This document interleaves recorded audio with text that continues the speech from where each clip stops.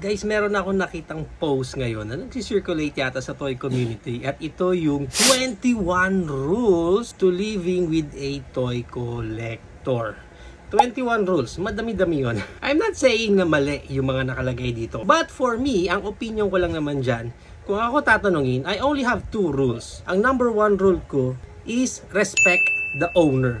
Kasi whether ano man yung collection ko, robot man yan, dinosaur man yan, McFarlane, Marvel, Funko, kung may respeto ka doon sa owner, mag-iingat ka doon sa collection niya. Kasi hindi lang basta respeto doon sa collection niya, but kung sino yung may-ari ng collection. Kasi kahit gaano kamahal yung collection niya, kung wala siyang respeto doon sa owner, I don't think so naiingatan niya yung mga collections na yon.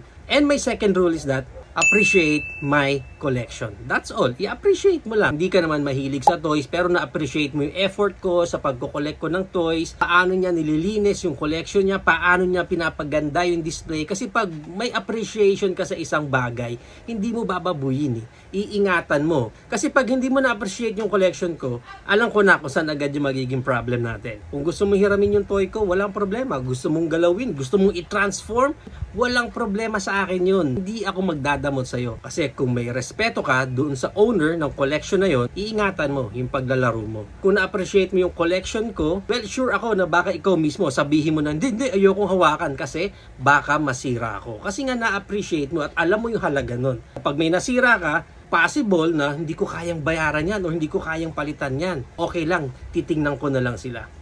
Simple lang, di ba?